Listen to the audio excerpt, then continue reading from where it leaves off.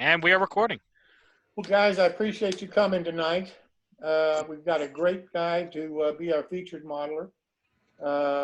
Jack Dissel is going to talk about Craftsman kits and how he builds them and his recommendations and his tips. And I think it's going to be a great session. So, Jack, with that said, I'll turn it over to you, sir. All right, thank you very much, Jim. I appreciate being here in this august company. I put together a bit of a PowerPoint, and I am going to go share screen.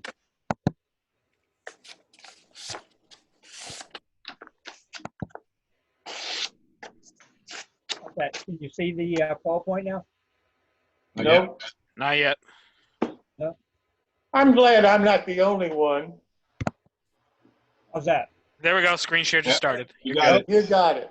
All right, I had to push 2 buttons. Got it.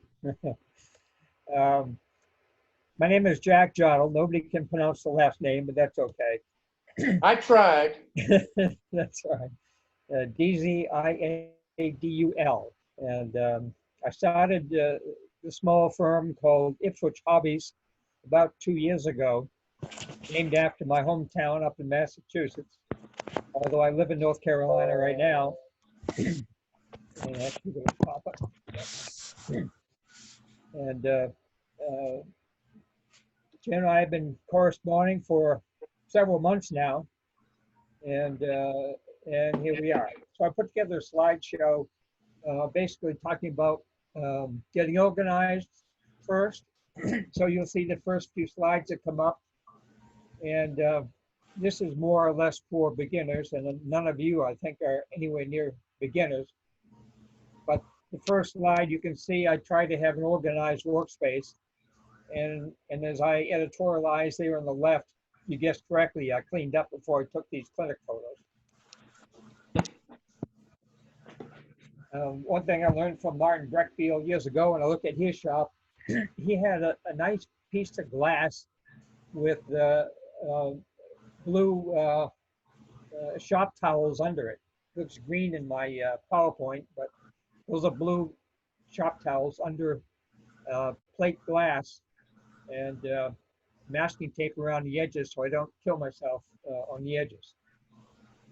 I've got a couple of these workstations. Actually, I have a nice space up here in the attic that I finished off, so I have technically 3 workspaces. I've only broken or cracked glass on one of them so far.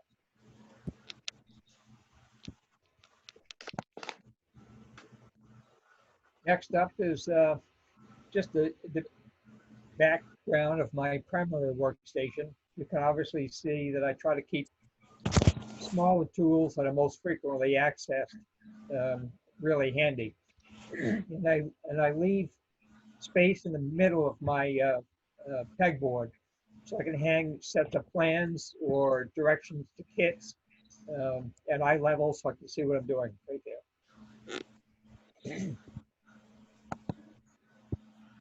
And I use upside down spice racks as shelving for all my small acrylic paint bottles and a few of my smaller spray cans. That actually got me a $40 tip out of Model Railroad Hobbyist. This is my second workstation. As you can see, I use a lot of these storage bins. And being a producer, I need a few extra storage bins for all sorts of parts. I label them reasonably carefully. The small bin on the right-hand side, I copy all the website data and tape those right to the front of the bins. Larger ones right in the middle of the screen. Those are, tools and parts, structured parts and whatnot. Everything's pretty well labeled, so I can actually find things when I need them, believe it or not. And, I just put a big order in with Don Tichy yesterday, so it also helps me keep track of what I need to get. Being a professional photographer that I am not, I primarily use my cell phone for photography. And all that you're looking at is a piece of a blue sheet clipped onto a background. And I recommend to everybody that they photograph every step of the way in their builds. I write quite a few articles for our division newsletter as well as the Mideastern region newsletter. I used to be editor of both. And I also take photographs of every step of the way of each of my models, my structure build models that help me write the instructions for the kits, obviously. And, and also, I think as mentioned at an earlier one of the sessions that Jim had, if you could blow up your model on a large screen, you'll see flaws that you might otherwise miss. So that gives you a chance to either hide them or fix them or do over altogether. I used to have a more professional photo booth, but it wasn't worth the effort to put it out, so I scrapped that and gave that away. I primarily model of Boston and Maine, so I'm always looking for the right color combinations. And whatever line that you favor in terms of your modeling, I think it's always a good idea to keep track of the paint that you're using in the color scheme. The internet, all kinds of websites and seminars, they beat to death the issue of color. As you all well know, assuming we all have the same eyesight, which we don't, we're going to see color differently. We have different lighting. We have some are in the basement, some are in the attic, some are in a bonus room somewhere. So there's all kinds of inside the house impacts that affect how we see colors. And what I do is I just paint a piece on the piece of wood and then write down next to it what brand, what the paint number is. So I always know myself what I've used, so I can use the same thing next time. And when people ask me, for example, if they buy one of my kits, they say, well, what color did you use on this? I always recommend that whatever they end up with as a color combination, make sure that you use the same combination for each of the structures for that same road. Because some, for example, the Boston and Maine, some end up with more brown than maroon. They're supposed to be maroon and cream. But nobody has ever really defined what that means with the prototype. Even Rick Now, the archives chairman, hasn't been able to actually find the original formula for what maroon they're using. And of course, some of the old timers will tell you that, well, they used whatever paint they had available at the shop at the time.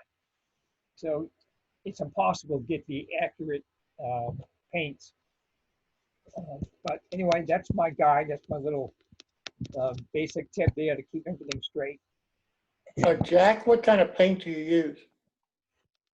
Primarily, I'm using cheap craft paints, Apple Barrel, that type of thing out of Walmart. I used to be able to get them for about 50 cents a piece, and now I notice I bought some last week, and they were about 97 cents a piece. Yeah. But that's almost all that I use. I use rattle can primers, also from either Lowe's Home Improvement or Walmart. Used to be able to get them for 99 cents a can for the flat black, flat gray. And I use a lot of the camouflage rattle can spray paints. But primarily I spray paint the entire model in and out before I start in almost every case. And a lot of that affects, and I'll get to that a little bit later in terms of the decision making. It depends on what I'm going to do with the interior, if anything. This is the photograph that just shows some of the, items that I use to keep things square. The things that you might not see here, and this also got me a $25 or $40 tip out of my rural hobbyist. I used to be a runner and used to play softball, and you guys probably all did something, play golf, bowling, or who knows what. Well, if you got a bunch of trophies sitting in the closet, just take the acrylic bottoms off of them, throw the rest of it out, and you've got some nice rectangular acrylic weights that work perfectly. And you can stack them if you need some extra weight. So they're really good for holding walls down. I use these acrylic weights probably more than anything else.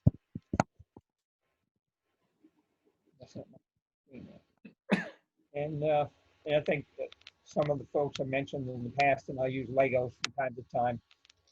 Gives me a nice L corner. Just need to be careful not to glue a plastic structure kit to the Lego. That won't work for you. And I found out the hard way that super glue is very difficult to get off of this Micromark, this template here. There's still a little bit of super glue in one of the corners.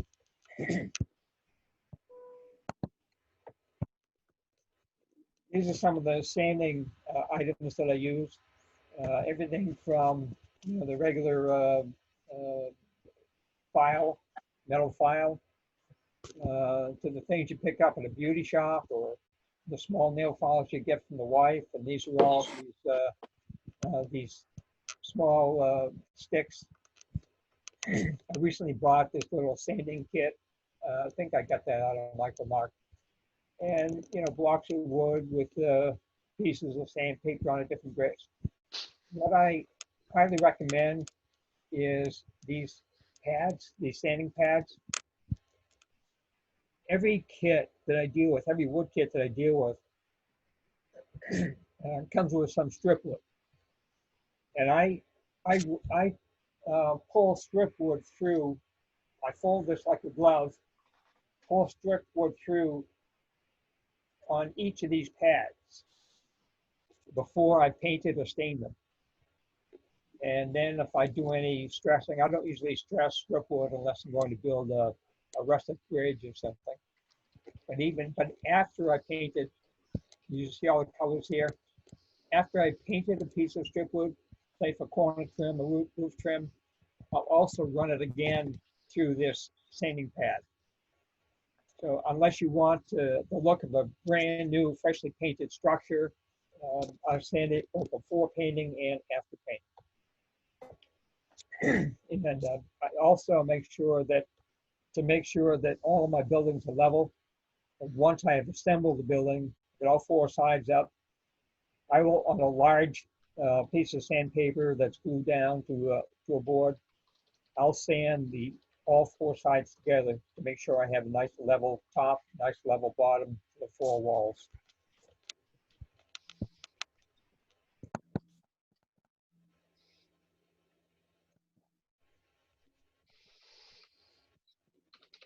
And over here, I've got some of the cutting tools and filing tools that I use. I get a nice big pack of dental picks from my dentist. She was very kind to even sanitize them all before she gave them to me. So I don't have to worry about somebody else's blood or whatever being on them. Razor saw, as I kind of indicated earlier, the only time I really use a razor saw is when I'm distressing some strip wood for an old,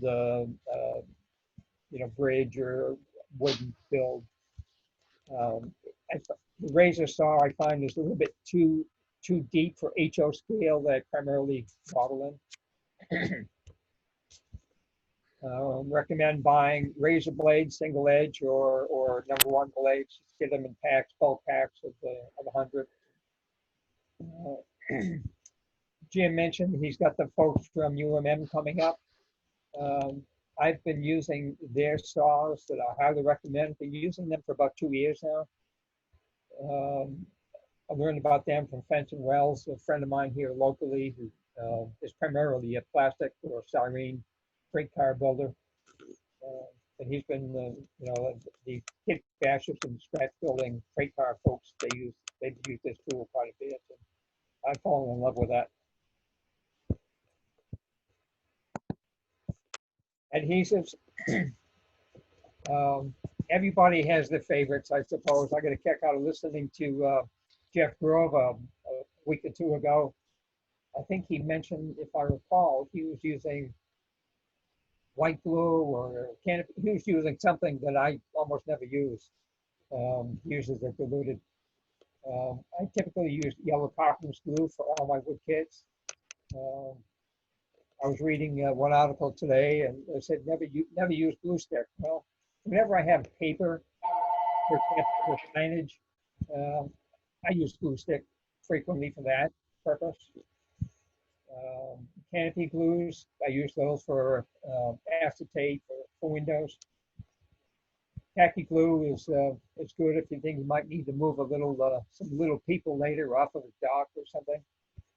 And super glue, glue for plastics. I don't use those. I use super glue quite a bit for metal to almost anything else, or metal to metal. My applicators, if I have a wide swath to do, like bracing that nobody will ever see, I'll take a paintbrush and just spread yellow carpenters glue on that. Round toothpicks are good applicators. And one thing that I learned from, well, I'll come up with it a little while from now, but just put a little glue on the toothpick if it's round, and you can just roll it. I do a lot of evaluation of models for the local division and MER in their contest room, or for AP credits evaluations. And one of the things that we always look for are blue marks. So for example, if I'm putting two pieces of wood together, I'll probably not spread glue over both parts that join together. I'll probably just put the glue on one half of it, and that is typically sufficient. And it substantially lessens the risk that I'm going to have any glue oozing out. My applicator of choice is the tip of a pin. These are a couple of sewing type needle pins that have the little plastic ends to them. Get those from my wife, does a lot of sewing. And I use those pins for probably 80% of my gluing applications.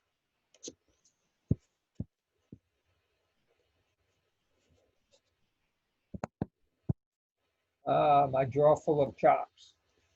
My wife's, among her other talents, the amateur artist.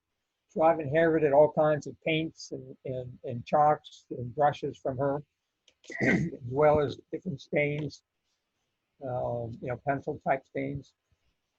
So like most of you, no doubt, I use a razor blade to scrape all these chalks down, and that's why each color is in a separate jar.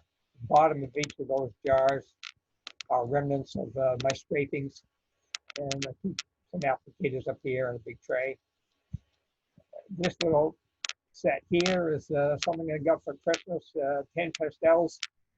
I think it's this little pack is about 6 colors. I've been using those quite a bit lately, just for light weathering of my models, primarily a little bit on the roof and at the bottom of my structure walls.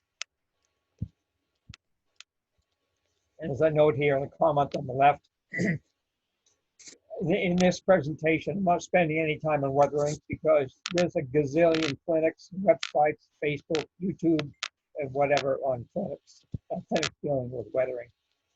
I think there's all kinds of books. You'll spend a week looking at all the stuff all about weathering. This is something that might be a little bit unique to you. On the bottom right, this photo is it's a small vase that tilts. You can read a book on it. You can do all kinds of things on it. You can position it different angles. I've got it set flat.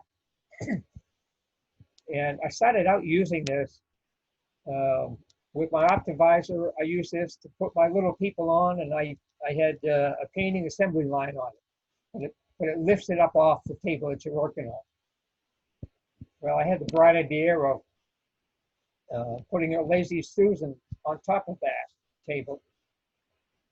And now if you want to do any final detailing of a scene or diorama or a structure, anything, freight car, put it on your elevated table with a Lazy Susan. You can spin that around so it helps you to weather or detail your model with minimal handling. So you can turn that around and photograph from different angles or just add your details without messing up your chalks or your paint. So that's come in pretty handy. I also used it just on Sunday afternoon.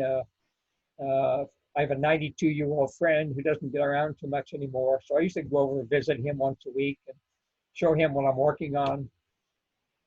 So I brought this whole table and Lazy Susan setup and put it in front of him. Because of the COVID-19 matter that we're all dealing with, I don't allow him to touch any of my stuff. So I'm there with my gloves, my neutral gloves and my mask. And I set up my models on Lazy Susan so I could show him the models without him having to touch it and turn around and get a look at it. So it found a new use, very practical. Measuring tools, we probably all got calipers and steel rules and and various scale rules. Use those all the time, of course.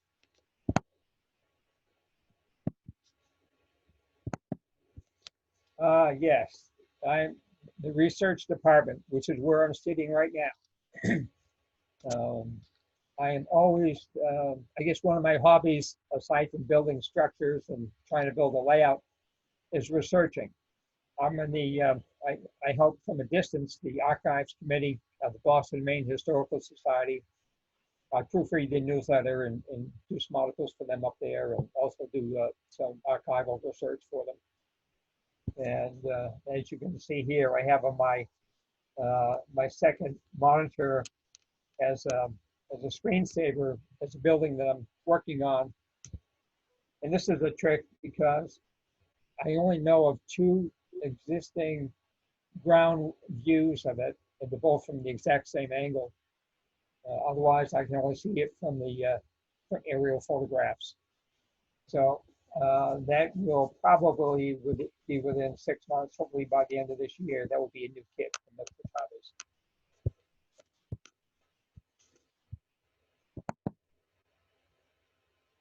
Okay, all that was before we opened the box. Now, opening the box of a kit, I recommend the first thing that you do is take inventory. Make sure that all the parts that you're expecting are in the box, and make sure that they are intact.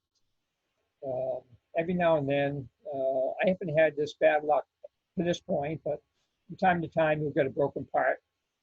I cover myself in my instructions by saying, well, if there's a broken part, first thing to do is try to glue it back together. It's really pretty simple to reassemble something that might be delicate. For example, this little piece of the freight dock or something like that. But so far, knock on wood, everything's been fine. I haven't had any callbacks due to broken parts or missing parts. But I also recommend, aside from taking the inventory and checking the parts against the parts list, take photographs of all the parts, either a picture or scan them into your computer. You might want to write an article about them later. You might want to include various exhibits along the way as part of your AP submission. Or you might just want to make duplicates later to build a second model.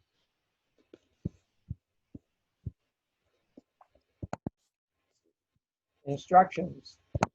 We've all been guilty of not reading instructions, no doubt, or we read them but not too carefully. So I say read them and read them again and make a copy of them. I always keep a fresh copy of the instructions.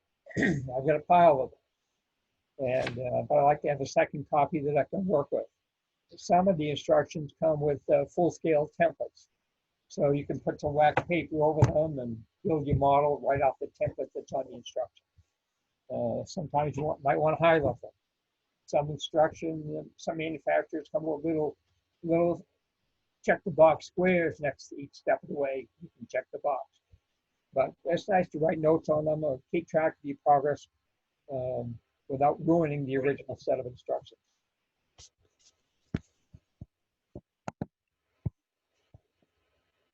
Decide what you're going to do with your building. Are you going to have an interior? Are you going to light the building?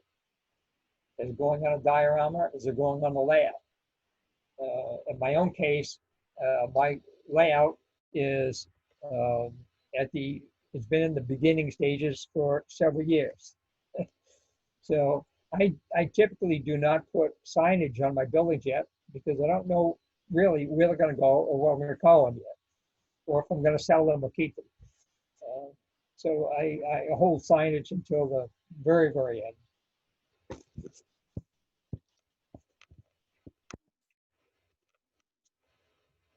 Deciding on your build sequence. I have seen videos where very skilled modelers go right at it and start building kits and building models and whatnot. Jim, are you raising your hand? No. Okay. But I recommend, I think most commonly it's recommended that you build as much as you can flat. It's a lot easier to work with models, on a flat surface, just so long as you don't add details at this early stage. Anything that's going to be breakable is going to be handling it quite a bit still. In this case, this is my Golson Depot. You can see I've got all the parts laid out, and I've got everything painted. I've got my truck side truck loading dock bumpers installed, but otherwise everything is still flat. The trackside dock is built up, and my son. So I'm really just having everything painted. I always paint my floor. The floors in all my kits are scribed, so each of my kits has at least one door open. I typically have one door open on each side of the model. So I always want to have some rudimentary capability to detail the interior.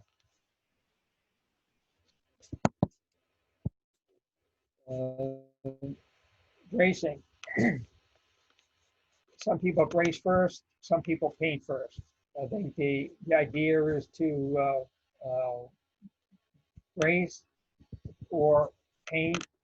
I typically brace so long as I know that I'm not going to interfere with any open doors or open windows. Or even if I have a closed window, I don't want to be able to look inside and see bracing. And obviously, not painting the interior first gives you a better gluing surface for the bracing.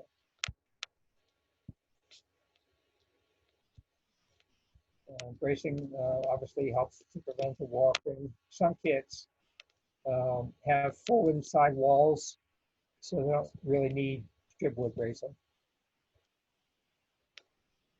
I had one kit from Bollinger Edgerly.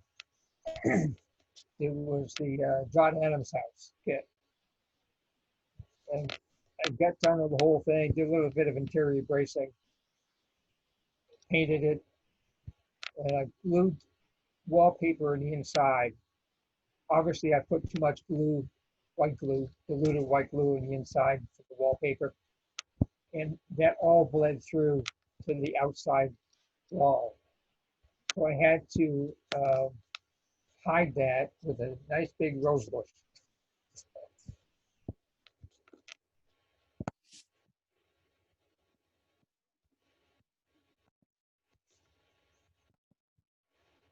Painting, here's a case where I needed to do some masking. These are peel and stick walls on one of my kits, but it did require a bit of masking to get that blue green stripe in there. On this kit down here, this is Rockport Freight House, where it's maroon on the bottom. Those are separate pieces.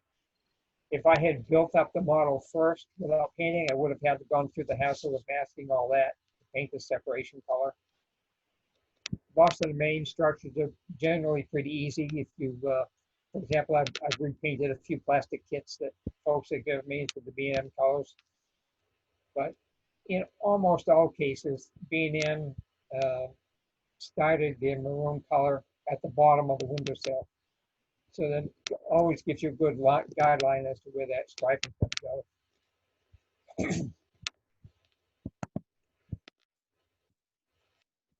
Trim pieces. Mentioned earlier about sanding before and after painting to get rid of all that fuzz.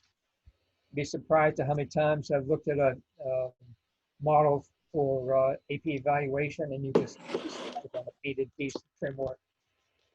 People often forget that minor step.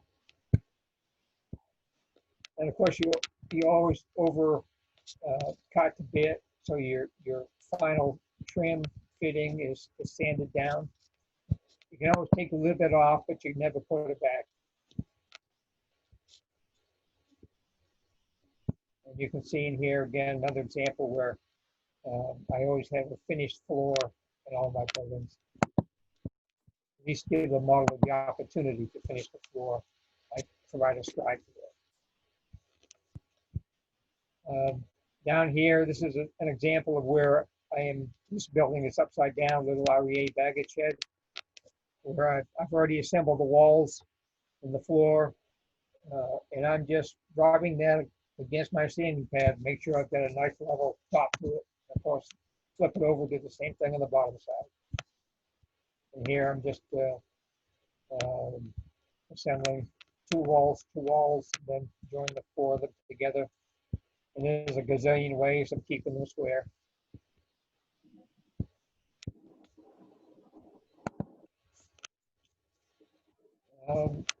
My roofs are, to date, they've all been cardstock.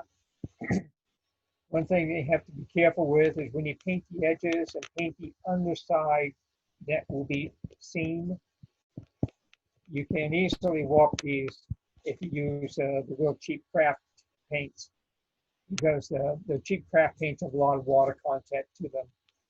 So I've gone to using the marker pens, a dark color marker pen, a black or a dark gray on the underside, and that seemed to help with retaining the shape of these without any extra bracing.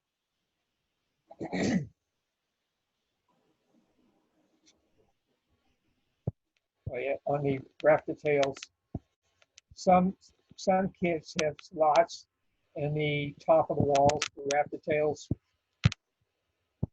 and some do not.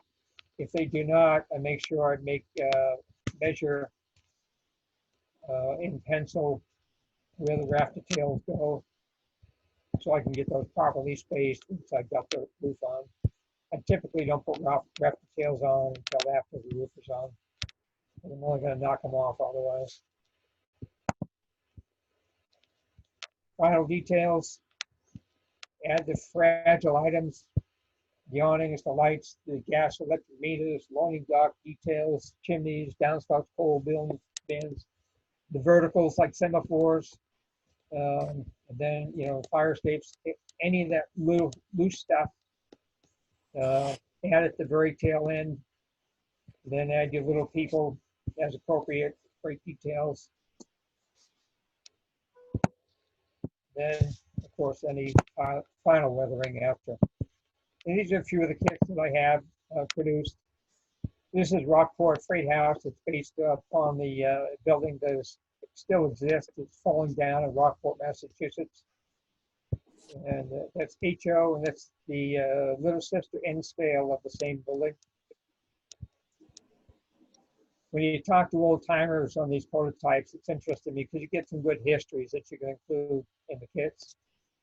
One thing that I come across is, on a larger package, it's not a problem. I can have 8 to 10 pages of instructions and fold them into the box. That's no issue. When I get to a small kit, then, welcome comments on this. I've done what most manufacturers do on small kits. I've eliminated a lot of extraneous verbiage, cut down on photographs, make smaller fonts, smaller pictures to squeeze fewer pages into a smaller box. And another question I'll put out to the group gets into something like loading dock kits. If you've been to a show where you've seen my tables, I will generally dress up a kit, and most manufacturers, I think, do this. I make a little scene, do some loading docks and so forth. I will disclose on the box cover what, if any, details are included. In scale, it's more difficult to find sources for the details without scratch billing. And the manufacturer's not going to scratch bill things, but I sometimes make suggestions to the model. But I've heard some critics of videos saying when they buy a kit, they want what comes in the box to be exactly what they're seeing on display. And some argue, well, we want to show people what it can turn into, not necessarily what is in the box. So be interesting to hear your comments about that. When you buy a kit, some of you make them yourselves and sell them, but if you buy a kit, what is your experience? Do you like to see what it can be, or do you want to make sure that everything that is shown in the mock-up, in the diorama, you want to make sure that's all in the box? Well, when I build kits for selling, I generally don't put any details into it because I want it to be basically an open-ended platform, so you can do whatever you want with it, Right. and it cuts the price down a little bit too. Yeah. Uh-huh. Well, and if I'm building it for myself, I want to do it with what I want on the dock. So if I do build a kit, most times I don't use their details anyhow because I want mine to be different. Uh-huh. Yeah. Okay. I do think it's useful though for the manufacturer to have what, at least in his mind, it could look like if you use the kind of details that he thinks are appropriate. He's done the basic prototype research for the building, and I would be interested in seeing what that in his mind would look like. But I wouldn't want them necessarily to have to pay for his details. That's right. No, I'm able to add details that I get the manufacturer's discount, which is usually about 40% off of MSRP. So I'm so far been able to add a few things, a few details without it adding, more than a negligible amount to the kit itself.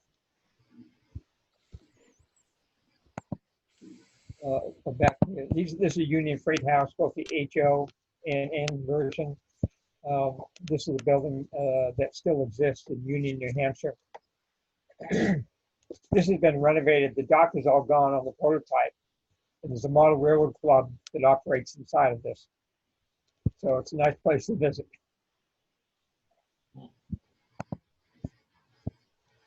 This is my first North Carolina-based prototype kit.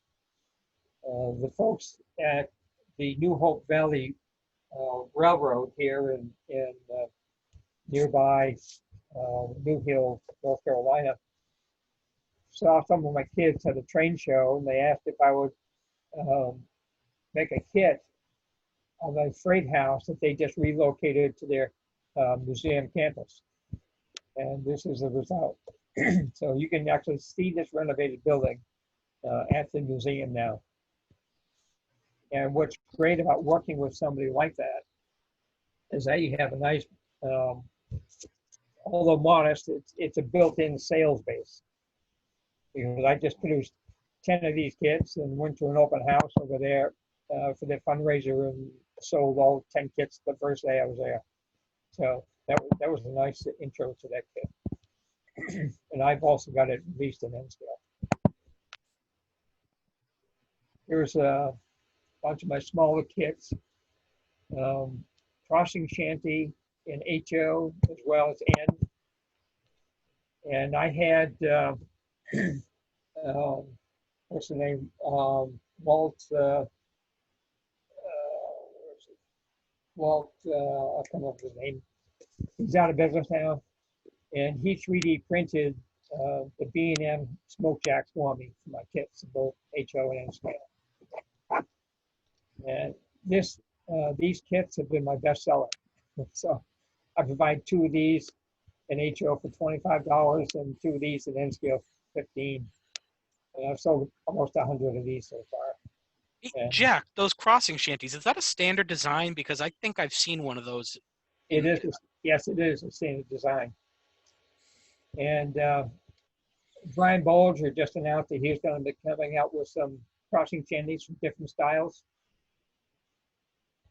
You can look for the smoke jacks because he just bought 100 smoke jacks from me. The only reason I ask is that there's a B&M Depot, I guess you could call it a complex for lack of a better way. Well, it's originally Barry, Boston, and Gardner, whatever they called it. But there's basically a full B&M Depot complex sitting in Holden with the depot, with the freight house, with the crossing shanty. Basically all, they cut a garage door into the side of the depot, which is kind of meh. But everything else is actually painted like it's supposed to be. Well, one thing that I promote is in the niche that I'm trying to set up is none of my buildings are fictitious. All of my buildings are based upon prototypes. And aside from COVID-19 impacting my travels this year, I travel back to Massachusetts for 2 weeks each summer, and I conduct what I call industrial archaeology. And now research B&M structures and various lines and do detailed photographs and measurements of whatever's left standing. This one here, this shanty I originally found behind an antique shop in Raleigh, Massachusetts. And it has since been relocated and renovated, and it can be seen on the grounds of the Ipswich Museum, Ipswich Historical Society. It found its way back home where it belongs. This section house, I was able to photograph in a dilapidated state, and it has been totally razed to the ground. It no longer exists. I was able to capture it before it was bulldozed. Fortunately, and Dylan, you might know James von Bokelin up your way. Name rings a bell. Yeah, he used to be president of the New England region, or the Hub division, or one of those NMRA groups up there. I think he was the regional president at one point. In any event, he's a B&M historian, and it so happened that he scratch built this building, and he had taken the measurements of it before it was demolished. So even though I had all the detailed photographs, I hadn't measured it. So I was able to use those measurements for the structure.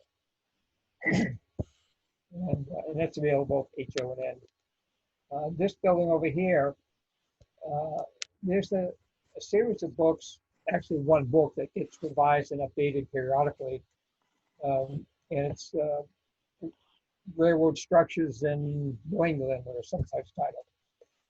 And I have that, and in it, I saw where there was a former baggage shed from Ipswich that was relocated to behind Dunkin' Donuts across town. So I was able to track that down. I saw it behind Dunkin' Donuts. It's now painted blue, and it's used as a storage shed. So it's on private property, but I was able to knock on the door and find Bob Hegarty and his wife. They allowed me to tour it and take photographs and take measurements, so I was able to build that. So I built it based upon the plans and measurements that I took firsthand. About 2 years after that, and this was originally Depot Square next to the Ipswich Depot. About 2 years after that, I was finally able to come across a photograph of the other side.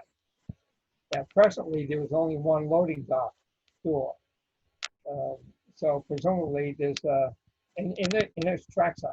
There was trackside like this. So there's no ramp, there's no dock around. So you just had baggage going from here to the cart, to the combine. When I finally was able to come across an old photograph from the street side, and in fact, there was a duplicate loading door on the other side. My kit does not have the loading door on the other side. So if I end up with a new run, I'll have a loading door from the other side. The folks in Golston, or at the New Hill Museum, told me that there was an old tool shed, an old Atlantic and Yadkin tool shed, which became Southern Railroad in Golston. And it was sitting in somebody's backyard. And they were planning on relocating it to the museum grounds. Well, to date, that hasn't happened. But I was able to track it down through some mutual friends. And Kevin Barnett from active in the Southern Historical Society had photographed and measured it. So, and I went out and took some fresh photographs of it, used his measurements, and produced this, and it's available both HON.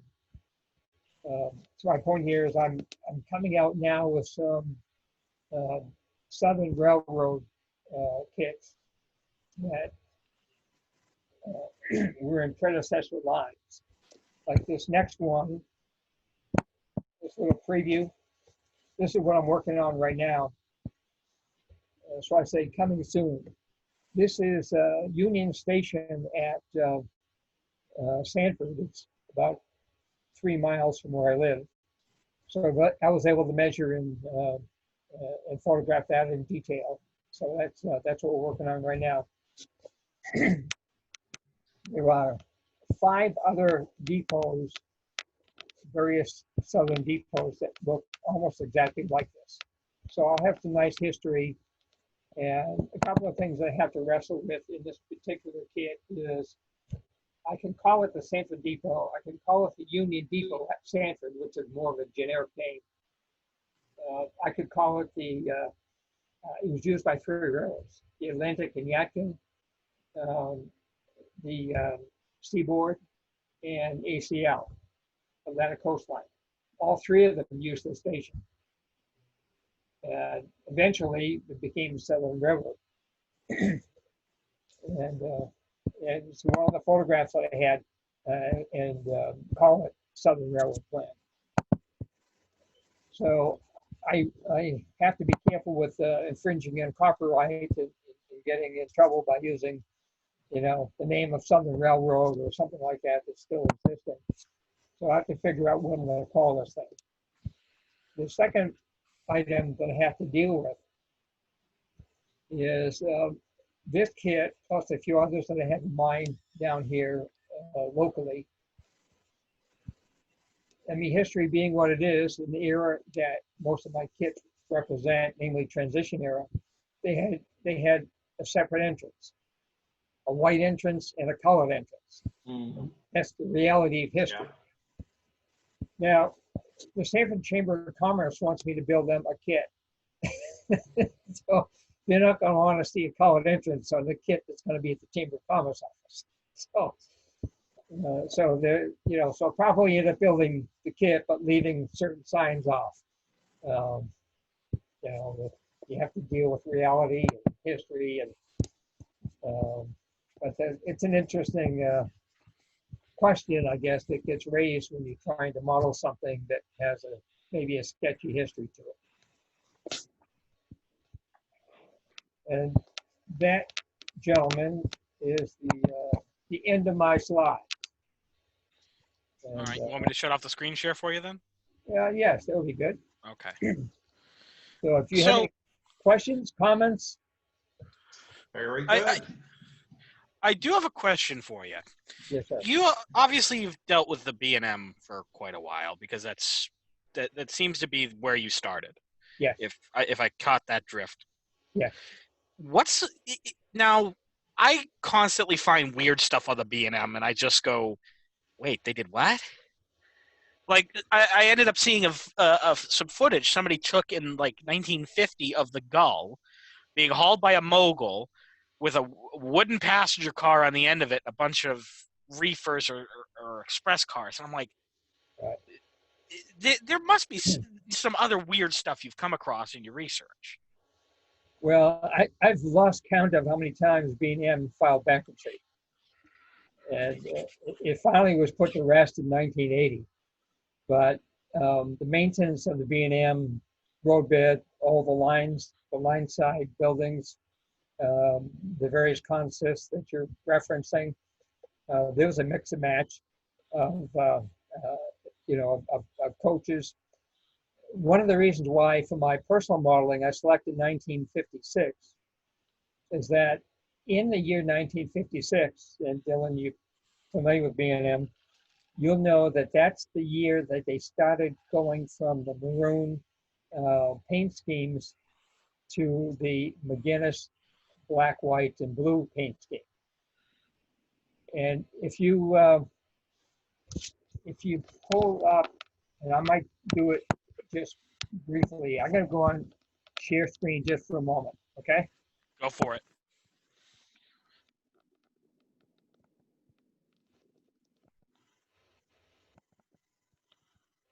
Can you see this? Oh, we're seeing No. your. No, we're seeing your. We're You seeing see the my internet. banner? You see my banner? No. No, we see the internet. Zoom. Oh, interesting. Huh. Well, You need to click share your entire screen. I think you clicked a certain tab to share it. stop share, I see in the top. How about that? It came back. Let me try it again. Share screen.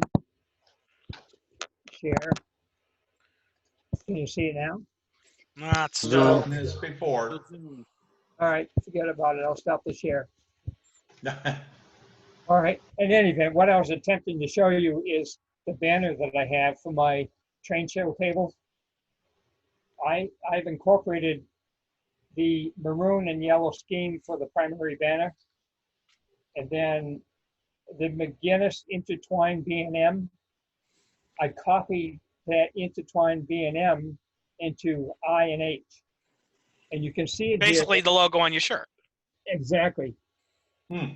That's the McGinnis interwoven B&M, only turned into I and H. Well, I mean, the B&M was one of those. I mean, all the New England roads, I guess you could say, were quirky. The B&M was definitely up there. Yeah. I mean, this is the same road that when I found out they did a passenger tank engine, that I just went, wait, huh? Yeah. They basically had they had Forneys, they had Mason Bogies, and I'm like, wait, these existed? Why are, and then when you find the rare, impossible to find picture, you just go, oh, that's weird. And when I started to mention about 1956, aside from the color schemes, is that 1956 was the last year of steam.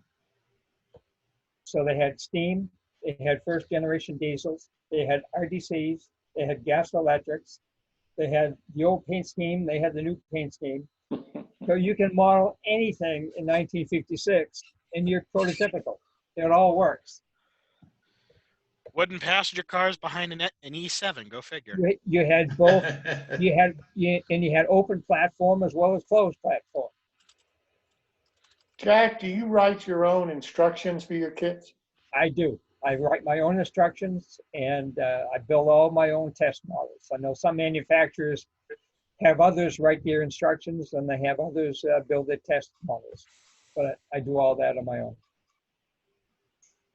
How did you learn to write the instructions? Two things. Number one is I looked at many other websites that had instructions available online, and I built a lot of kits from other manufacturers. And I looked at what I liked about them and what I don't like about them. And so you'll see in my instructions, I try to do a lot of photographs and, dummy proof it as much as I can. Some of the old instructions, it's almost all text. There's just too much text and too little photographs. And all my instructions have color photographs in them to try to illustrate, the points that I'm making. Right. The arrows, here's what I'm talking about. I also provide a parts list, and I describe each of the parts, and I provide a color coding on all of my strip wood, because some manufacturers will color code strip wood. Probably most do not. It's an extra step, but I use the same. I have the same color code for all of my kits. I have a big template here in my office where for every single kit, I can tell you what stripwood has, and each of my stripwood pieces has a color code to it. You get your strip wood from Northeastern, or? Yes. Yep.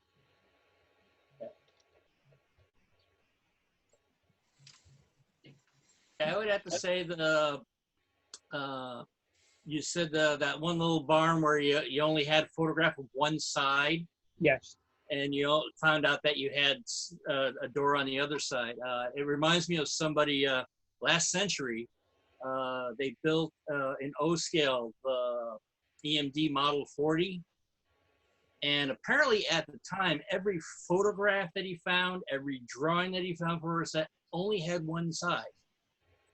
And when he was showing it off, in the building stage of it, I happen to mention this was in Albany, New York. I said in Amsterdam, there's one in close to Amsterdam, and I gave him the location. From my understanding, it's still there. However, it's in really shed shape. Yeah. But the thing is that he built it, and then after he built these, he decided, well, I'll see how close I am. So he finally went to the prototype and finding out that both sides of it were not the same. So he built the same, I think it was both fireman sides instead of a fireman and an engineer side. Why wouldn't they just make an engine symmetrical? I mean, it's a diesel. It's not like it's. I could see making the controls and whatnot, but why make two sides of the locomotive totally different? They weren't completely different. Basically, it was on the cab itself where I think one had an extra ventilation panel or something along those lines. I mean, the hoods, everything from the hoods forward were the same. It was just that the cab itself was different. I didn't even know that about the Model 40. That's Yeah. I've heard of people having to deal with that with steam locomotives, but not a diesel, as you mentioned. Also, another thing is that Dylan was saying is like he was amazed that the B&M did odd things. I look at it as that every single railroad has done odd things. It's just a question of what got documented. Yes, I mean it's like Union Pacific had, but the coal-powered steam turbine locomotive. New York Central had a jet-powered RDC. I mean, there's some really oddball stuff out there. I mean, like, and I'm looking at some of the pictures right now of some of these odd B&M steamers, and some of them were just they picked them up through mergers. Yes. But others they had built themselves. I'm like, why didn't you? What's on its face seems like a good idea, like the tank engine that they used for commuter service. They had a standard light tank engine for use for commuter service out of Boston. What do they call it? They called it the Class E.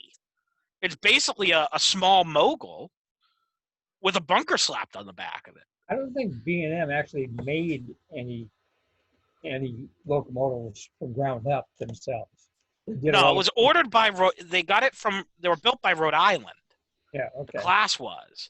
They got 7 of them, but you look at the idea, and something that on its face is, it's a bidirectional engine. It's, they modernized them too. They lasted into the 1920s. Yeah, that became part of Elco. Yeah, what surprises me is like they tried a concept and they just didn't go with it. Something that arguably worked elsewhere. Like you look at the passenger tank engines, and I stick with those because that's one of the weirdest things I think I've found so far. Yeah. Because, like I said, it looks like they literally just slapped a bunker on the back of a mogul. Well, they had a lot of They had a lot of power that they needed just for commuter service. Oh, absolutely, because they served major metropolitan areas. Then they had, the What Pacifics and whatnot. They needed heavier power from mountains out in the western part of the state. And you would figure that they would have carried some of these concepts forward, but they didn't. And I don't quite understand why, because the Santa Fe's and the mountains, you see, we know why they existed. It was for the main line out to the Berks. That's not exactly the heaviest grade, but it's still heavy enough where you need some power. But then you look at and they took those ideas forward, and they took them, and they did some unique stuff with those. Case in point, those funky coffin feed water heaters. Yeah. Well, apparently they worked because they kept them on all of them until they got rid of them. Yeah. Don't forget the electrics they needed for the tunnel. That's a good point. They had a set of electrics. Yeah. But then you look at some of these other things, and you can't help but wonder what was the thinking that they had, that they just abandoned the idea. Yeah. And they went to something more conventional. Yeah. And the Salem tunnel on the eastern route, they had a low ceiling height. So that was a problem for them. They would have had to have special equipment just to get through that tunnel. Yeah, I think if I remember correctly, I think over in Britain, the idea of a double-ended tank passenger train is a sort of not quite a standard on branch lines and all that, but they're, from what I've seen, it's like they're all over the place over in Britain. Oh, they were. I mean, that was a big thing. But even over here, you look at the concept, and Canadian Northern picked it up originally, and then those engines ended up going through the Grand Trunk and Canadian National. Those X10s, those funky Hudson tank engines. New York Central had some really big tank engines that they ran out of Boston that might as well have been Pacifics by any other standard. They might as well have been the larger Pacifics that they had. But you didn't see it, some of these ideas that we look at now and we go, that doesn't, why didn't they go ahead with that? And I'd love to know, the sad part is history doesn't record what people were thinking. I for one, would have loved to know what they were thinking with some of this stuff. Well, B&M had a reputation of being forward-thinking throughout the McGinnis era. They were the largest buyer of the RDCs. And, I think they owned all of them at one point or another, didn't they? Never all of them, but most of them. I think probably 75% or so of the RDCs went to the B&M. That's a lot of RDCs. So they got rid of the steam early on, and it was all obviously for the commuter service. Were they the only ones that have the RDC 9s, the ones that were cabless? I don't know if they're the only ones. We'd have to look that up, because I've heard that somewhere before. But some of them ended up in Canada, though, too. But those could have been secondhand sales. Rapido, I think, up in Canada makes the RDCs for Canadian National Paint Scheme, if I recall. Let me look it up. RDC 9. Let's see. They have one here about 10 miles from me that's just a hulk. The engine's gone. It's sitting on the siding. Wow, they really only made like less than 400 of these things. You see them all over the place. But they only made 398 RDCs. And according to this, RDC 9 was originally a B&M purchase. So those probably were sent off secondhand. They bought 30 of them. That's just assuming that Wikipedia is accurate, but hey, that was the quickest resource at my disposal. Yeah, if they got bought if they were almost 400 made, B&M probably had 300 of them. That's how probably right. Jack, one of the things. Jim? I remember one time hearing with, I'm not really that much on the New York Central, more Delaware and Hudson, but I do remember hearing that apparently New York Central going out west out of Albany actually had passenger speed switchers. They were designed to push the premier, You basically the flagship trains. Huh? Basically to get the flagship trains moving. Get the and they had to go up the West Hill and all that, and they also had it set up where it had a remote a locking pin from the cab. So when they're up at passenger speeds, They can just cut the pin. They could just pull the pin. But apparently they were switchers, so they had no they had no extra trucks. It was all driving wheels. So it's like, gee, I didn't think something that had all driving wheels can go that fast. Well, I mean, it's not like it's impossible. I mean, the British got a decapod to do 90 plus. They did. The BR standard 9F, they on a few occasions they got them to over 90 miles an hour, and then BR management just looked at it and just went, "Yeah, no, we're going to stop doing that because something's going to fly apart and break in spectacular fashion." After that, they're like, "Well, what do we limit to? Oh, 80 miles an hour. Well, then what's the difference?" I got a book on it, and it goes into it in detail that they really they threw them on like the Pines Express, which is on a heavily graded route. And they're like, well, just open it up. B&M could never go that fast because they never had that long of a run between stops, between curves, between towns, and so forth. That's a good point. It's not like it's a straight line. No. Talked about turning engines before. Every little branch line has its own turntable. You would kind of need it, but that's a good point. Every branch line with its own turntable, own engine house. Yep. They did have a lot of little outposts all over the place. Yep. Yeah, I know this one. It's actually they're two separate railroads, and the total mainline distance between both of them is 10 miles. And the one had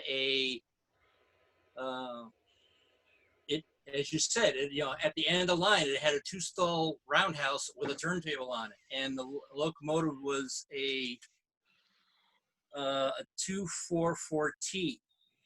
And the thing is that something that was it was the Schoharie Middleburg, and it was just a very small 5-mile railroad, and it's like, what's the point of having a turntable at the end? Just make sure that the engine's pointing forward all the time. 244T would be a 40. Or a Mason, maybe even a Mason bogey if you're really lucky. It's a Mason bogey. Where was that railroad, up in Vermont? No, that was up in the Schoharie Valley in New York. It connected to the Schoharie Valley, which then connected to the Delaware Hudson. And originally it was there were 6-foot gauge railroads because that section. Because of the Erie. That was Erie territory, wasn't it? No, Albany and Susquehanna, which was 6 foot because of the Erie. So they kept everything connected.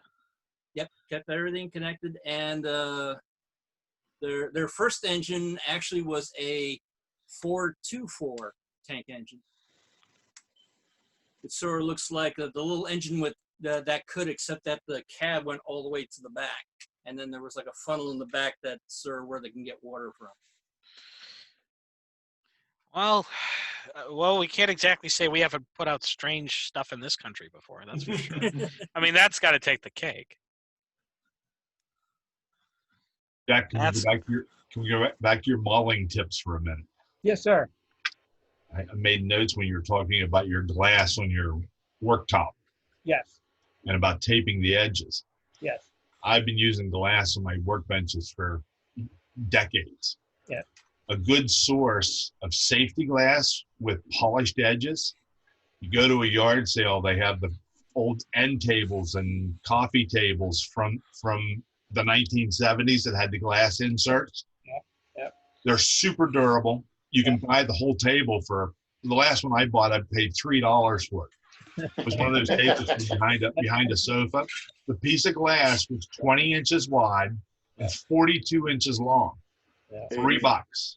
Nice. So I put that on.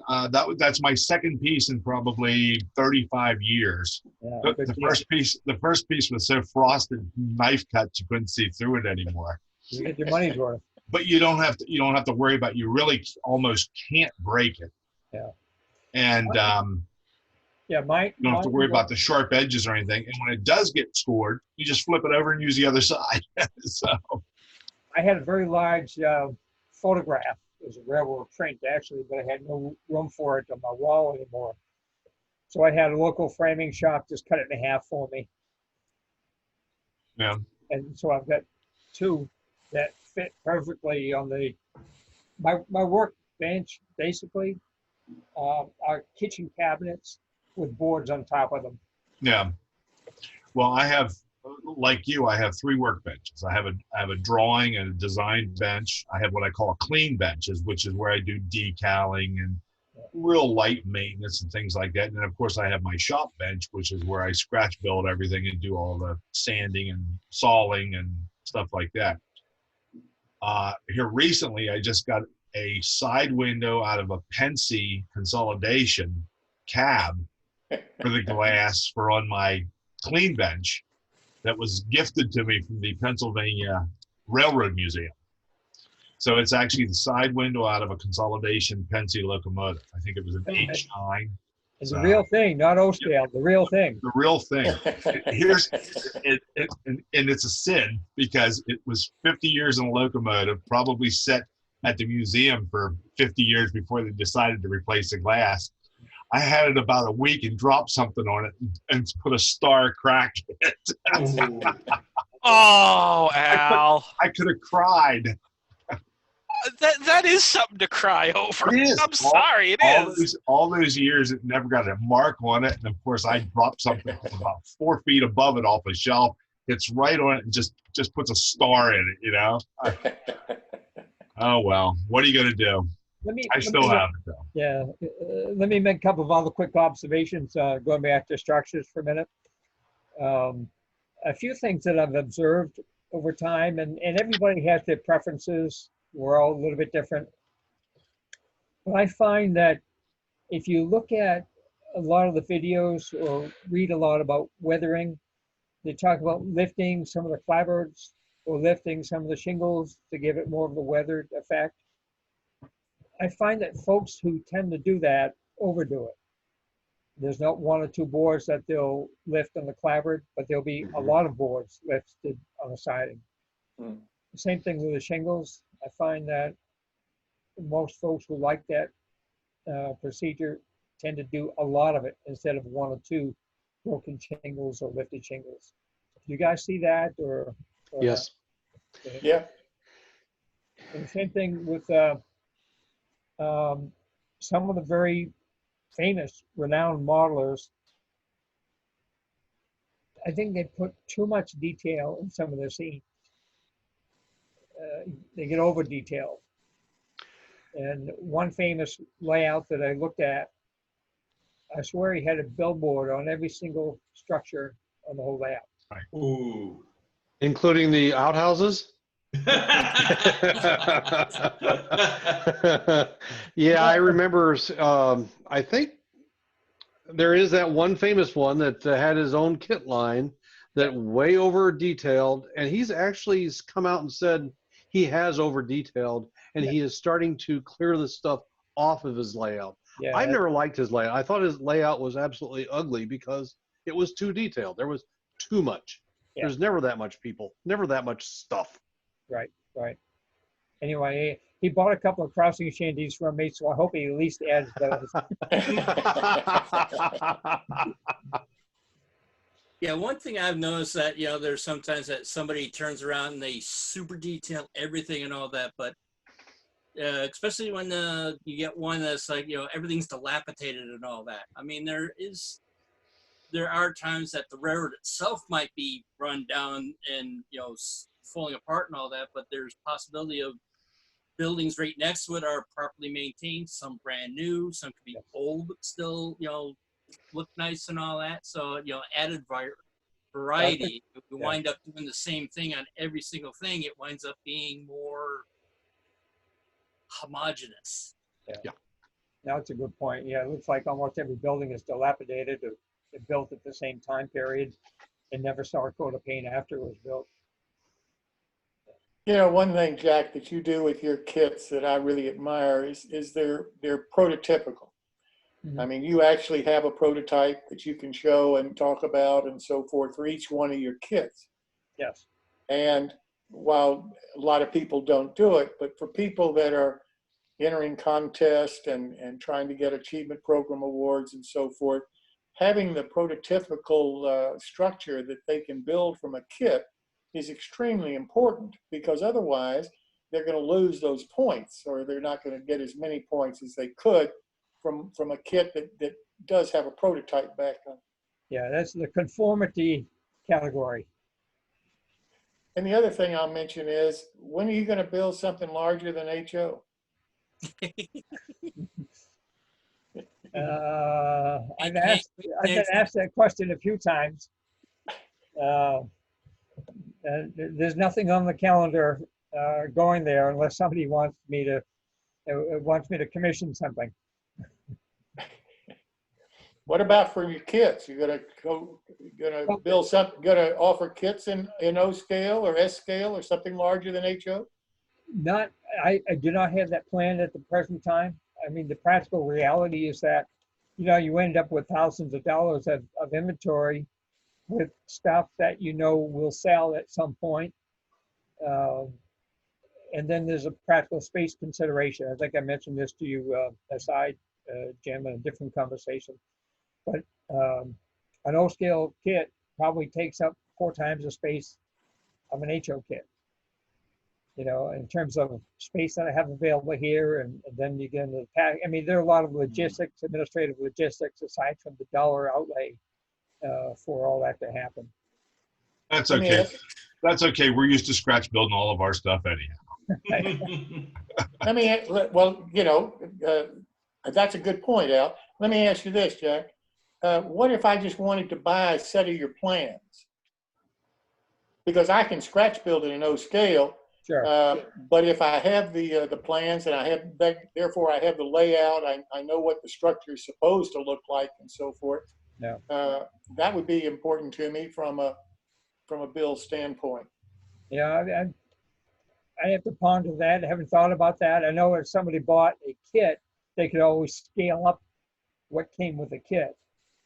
And I've talked before with other manufacturers, why don't you put your instructions and your plans on the internet? Don't include any, what's the name? Jimmy Dignan. He doesn't put any paper in his kits. Right. You have to go to his website and download, or send him an email, and he will email you the plans. Mm-hmm. So you go to his website and you print off the plans. And why don't more people do that? Well, a lot of manufacturers don't want you to use their product, their proprietary product, and scratch build. So they make the money selling the kit, not selling the plan. If you sell the plan, you kind of lose control over where it goes too. So the pros and cons, I guess, to a little bit of everything. Yeah. So let me know if you have something in mind, and we'll talk. but as a off the cuff, as a business model, that's probably not something that I would do. Yeah. But I thank you for doing N scale. I've not seen your product before, but I really like what I just saw on the website. You'll be getting an order one of these days. I guarantee it. Well, tomorrow it could be one of those days, Tomorrow could be one of those days. Wink, wink, nuts, nuts. What about today? The credit card is in bed for the night. But you know, reality is I started coming out with HO because 75% of the models model in HO, and that's what I model, and so that's just what I did. And I have a number of friends that are in N scale, and I can easily downsize my HO to N. It reduces the cost. Doesn't take up a whole lot of space in my shop. When I go to train shows, I can basically double what I have to offer without doubling the table space that I need to make the sales with. So for a lot of practical reasons, I can do N scale. The details that you put in your kits, are they 3D or? Yes, of course. Oh no, I mean 3D printed? No. Yeah. No, most of them are from Tichy. Some of them are SF Limited, JL Innovative, a couple of different manufacturers. Do you plan to start using 3D printed? I already have. Wayne Gillespie has done my smoke jacks, all my crossing shanties and my section house. Those are 3D printed. Okay. And he's retired, so I've got a friend with a 3D printer. And I said, I told my buddy Pete, I said, you're my backup if I need a 3D printer. Because Wayne's retired, and I'm not sure how much longer he's going to do any of this stuff. You do your own laser printing, or you? No. One of your future guests, Steve Milley, he's invested in the laser. You see that this is a kind of a closed network in a way, a broad network. Steve Milley and I are close friends. He used to be in my division over here, so I've been over to his house and his shop quite a bit. And we got to know Jeff Grove quite a bit from different shows. And Steve was looking for some part-time work. He'll tell you his story when he's on your show, if you haven't heard it. But Jeff was whining about him being so busy and he wanted to retire and this and all that. So Steve offered to help him out a little bit. And so Steve said, well, Jeff, how can I help you out a little bit? I'm looking to do something on the side. And Jeff says, well, go buy a laser printer. So Steve Milley went and bought a laser printer. And so Jeff Grove subcontracts a lot of his laser cutting to Steve Milley. And Steve Milley was talking to me about his relationship with Jeff and his new laser cutter and all this rigmarole. And I said, I've been looking at the Rockport Freight House for several years. I photograph it virtually every summer. And it's more and more, and it's fallen downstate practically every time I go up there. Eventually it's going to be gone because nobody seems to want to renovate it. So I made an arrangement with Steve to take my measurements, my detailed photographs, and he produced a kit for me. And Steve said, "I tell you what, I'll give you one kit if you let me come out with a line of this kit under my rail scale models." And I said, "No, that's not what I have in mind. What I have in mind is I pay you to laser cut for me, and I'll come out with my own line of kits." He said, "Okay," and that was the beginning of. I was Steve's second customer. It was the beginning of Ipswich Hobbies. Yeah. I can't complain. I've dealt with Steve before. He is a very, very smart guy. Yeah. He's done a few cab kits for me. Obviously, I'm going to 3D printed cabs now, but as far as I'm concerned, when I need laser cutting stuff done, I go to him. Yeah. If he's got time, great. I'm not about to say you need to bend your schedule to fit my needs because I'm not the center of the universe. I'm a small fry compared to all the other guys he deals with. But he is legitimately he's an excellent designer. Yeah. He's just a great person to deal with. He's good. Yeah, no, he does very quality work. It's only on a rare occasion I have to say, hey, we got to fix this. But 99% of the time, everything comes out just great. And you know, he's the biggest problem with Steve is he's too busy. He's got a day job, and he does all this part time. I know he was just he just messaged me about that today, and he's like, "Hey, I'm on my way home now," and I'm like, "Okay, well, I solved the problem I needed help solving, so you're all set. You don't have to worry about me. Worry about everyone else." Yeah, he's he just he was in California for 2 weeks on business, and I just sent in an order for my Union Freight House. I'm down to 2 kits in inventory, so I ordered some more of those to be cut. Well, Got some I got it, tough inning with him too. but yeah, he is a good egg. A lot of his work is one-off. No, I know, but he is excellent, excellent to deal with. Yeah. I honestly can't complain. Yeah. You know, when we did the cab for my little 280 conversion kit, we did have an issue with the prototype. Just his idea was, well, why don't we make the doors on the front of it, positionable? Well, with my meaty fingers, I broke both of the cabs. I'm like, yeah, this isn't gonna work. If I've got a problem with it, somebody else is gonna have a problem with it. Yeah. But he is legit. I literally, all I did was I gave him pictures, gave him 2 base dimensions, told him what we needed it to fit, and I sent him test, an engine that he can measure up, and he just did the rest. Yeah. He's really good. I think he's about 50, and he said he's been doing CAD since 18. So Jeez. he's just expert at, and I've sat over his shoulder watching him, and he'll zip through changes on a design work, and for me to learn all the CAD work is too much brain damage. Yeah. And for me to invest thousands of dollars in laser cutting, we're not going to pay Steve to do it. It's a no-brainer for me. I'm happy, and the more cutting he can do, he pays for his time and his machine. Now, the first, the coming soon visual that you saw,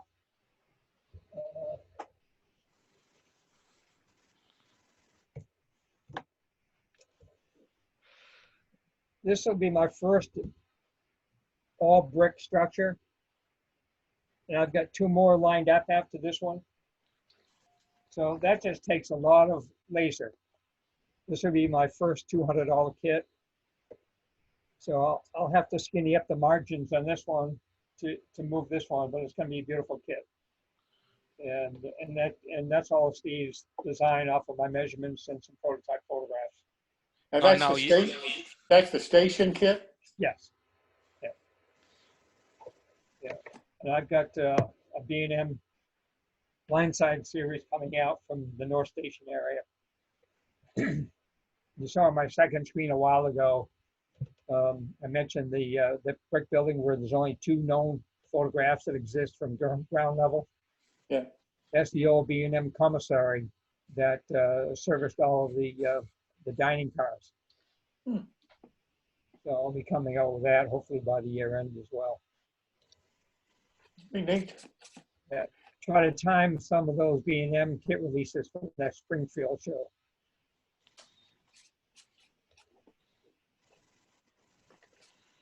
Wow. Well, who else has some more questions for Jack?